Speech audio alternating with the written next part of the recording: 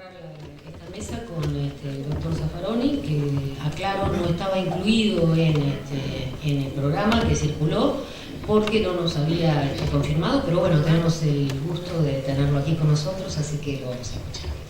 Bueno, muy buenas noches. Ante todo, muchísimas gracias por la invitación.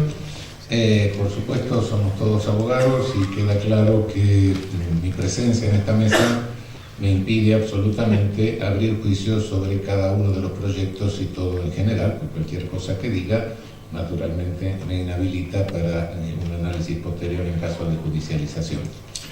De cualquier manera, sí, comparto la alegría por la discusión, por el debate. Desordenado, en año electoral, todo lo que se quiera, pero por fin, después de casi 20 años, y algunos habrán tenido acceso a un librito que escribí antes de la Constituyente 94, donde dije que el problema de la estructura del Poder Judicial era una cuestión de la cual tenía que hacerse cargo la clase política, cosa que en su momento no hicieron. Así salió la reforma del 94 y así son los problemas que tenemos en la fecha. Muchos de resultados de defectos de elaboración, defectos de la propia Constitución en la reforma del 94. De cualquier manera, sí quisiera contextualizar un poco más en general esto. Estamos viendo tensiones entre política y judiciales en varios países de la región, en Brasil, en Bolivia, en Ecuador, Paraguay. Presente, futura, se resuelven de una manera, se plantean de una, pero hay tensiones. Y si nos vamos un poco más atrás y miramos el panorama mundial, vemos que estas tensiones han existido siempre, con distintos signos, en distinta forma y en diferentes países. Con los modelos de poder judicial, los modelos estructurales de poder judicial, fundamentalmente el modelo casatorio francés, de un modelo tecnoburocrático, el modelo horizontal de nominación política de Estados Unidos, con el control de constitucionalidad, y todos los derivados y mezclas y combinaciones de esos dos modelos originarios, provenientes uno de la Revolución Francesa, el otro de la Revolución Norteamericana, con los modelos de posguerra, fundamentalmente el modelo de gobierno de Consejo de la Magistratura. Por supuesto, Consejo de la Magistratura y modelo de gobierno del Consejo de la Magistratura me refiero al modelo italiano, por ejemplo, no me estoy refiriendo al Consejo de la Magistratura de la Constitución del 94, que es un ente híbrido que no sabemos exactamente qué es, ni cómo se integra, lamentablemente, porque la Constitución omitió decirlo. A partir de todo eso uno dice, bueno, sí, se discuten los modelos, se discute esto, cada cosa tiene su explicación en cuanto a coyunturas políticas. A los que estamos acostumbrados a pensar en términos jurídicos nos acostumbramos a pensar en sistema y en consecuencia nos gusta que las cosas salgan ordenadamente en forma de sistema con cierta lógica. Esta es la lógica jurídica, pero no es la lógica de los avatares políticos. Lo que sucede es que después la consecuencia de los avatares políticos nosotros lo tenemos que armar en forma de sistema, pero no es porque salgan en forma de sistema, así no salen. Salen bastante desordenadamente y mucho más en un año electoral, claro. Pero en el fondo, que cuando analizo todo esto, miro todo esto, sobrevuelo un poco, digo, bueno, ¿qué es lo que en definitiva provoca estas tensiones y ha provocado siempre estas discusiones respecto del judicial?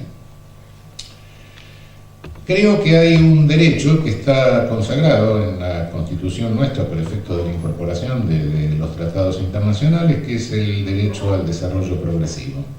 Desarrollo que no es meramente desarrollo económico medido en PBI, sino el desarrollo social, digamos. Este derecho al desarrollo social se va dando, si nosotros vemos en periodos largos en la historia y en la conciencia universal, en la conciencia internacional, digamos, vemos que esto va avanzando y con marcha, con contramarcha, con todo lo que se quiera, y esto se traduce en un incremento de distribución de renta. Un aparato jurídico se configura por la ley, por la jurisdicción y por la doctrina. O sea, la ley la hacen los legisladores, la jurisdicción los jueces, la doctrina la reproducción ideológica de la academia. este aparato jurídico se monta en un determinado momento histórico, donde hay un segmento hegemónico. Ese segmento hegemónico, naturalmente, es normalmente el que detenta la mayor parte de la renta, y luego cualquier política que tienda a redistribuir un poco, o mucho, o lo que se quiera, empieza a chocar como obstáculo con un aparato instalado, si es que este aparato no tiene la suficiente flexibilidad. Esto lo vemos claramente en la historia del derecho norteamericano, fundamentalmente del siglo XIX. Comienza mismo con la propiedad, el derecho cuando se abrían los caminos, después sigue con el reconocimiento, toda la materia impositiva, toda la forma que el aparato de Estados Unidos demoró la sanción del impuesto a la renta, etcétera, hasta que más o menos hace eclosión por los años 30 frente a la política de Roosevelt. Es decir, les he repartido un papelito donde muy brevemente y muy esquemáticamente sintetizo el camino que pueden tener estos conflictos, o veo los caminos que ha tenido en la perspectiva mundial este tipo de conflictividad. Cualquier política redistributiva puede ser o una política redistributiva radical que quiere la colectivización de los medios de producción, etcétera, lo cual lleva a un replanteo del concepto de Estado, que en la experiencia histórica se ha traducido en estado de policía, en una dictadura de sector de estado de policía, en un modelo supuestamente redistributivo radical, y esto en algunos casos ha devenido en una masacre. Es el curso que ha tenido Camboya, por ejemplo. Directamente chocó el aparato judicial que hizo Pol Pot, fusiló a todos los jueces.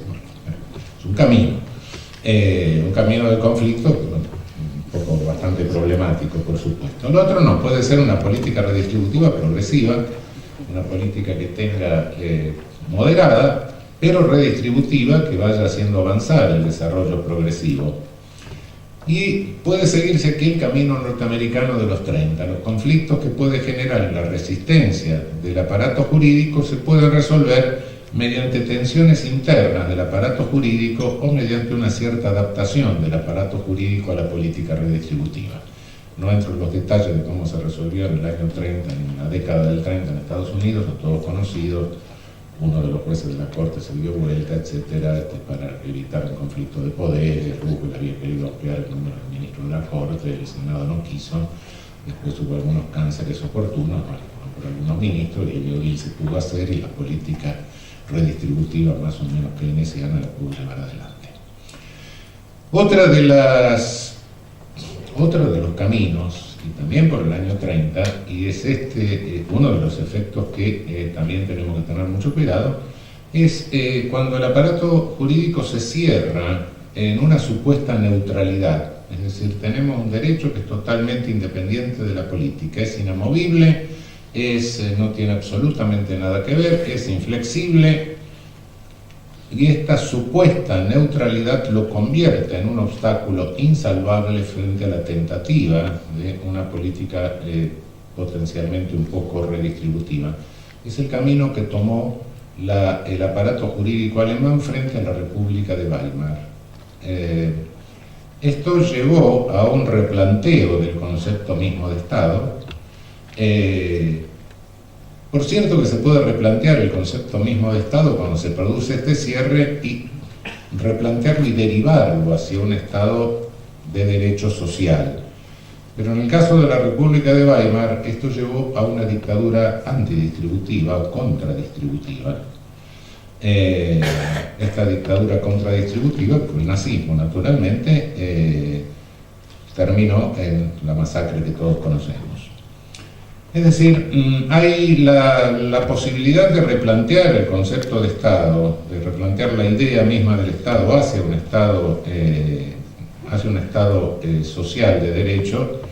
Se siguió por muchos movimientos populares, y también hubo procesos de regresión en esto, es decir, procesos de regresión que llevaron a dictaduras contradistributivas, como fueron la dictadura de Seguridad Nacional de América del Sur.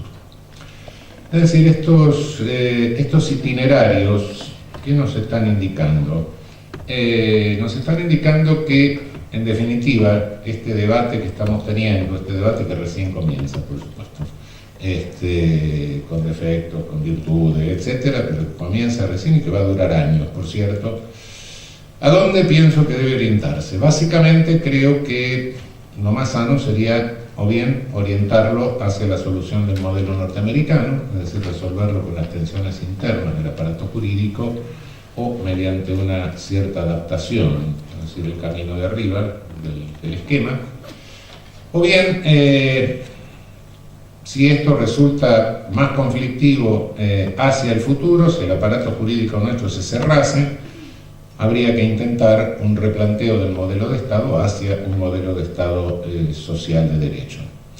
Creo que estos objetivos son los que creo que no tenemos que perder de vista frente al debate que ahora comienza, pero que nos va a seguir a lo largo de muchos años, y en el cual no son imprevisibles cuáles serán las alternativas políticas que se vayan produciendo. Pero pese a todas las alternativas políticas, creo que los objetivos en el marco del debate tienen que ser fundamentalmente estos. O flexibilizamos el aparato jurídico para que se vaya adaptando al desarrollo progresivo, que es una tendencia de carácter mundial, o bien replanteamos el modelo de Estado a través de una reforma constitucional hacia un Estado constitucional y social de derecho. Creo que esto es lo que no debemos perder de vista nunca en la discusión concreta que tengamos acerca de los problemas concretos, acerca de las características particulares, acerca de los desafíos que nos vaya dando la política cotidiana con sus marchas, sus contramarchas y sus contradicciones. Bueno, muchísimas gracias.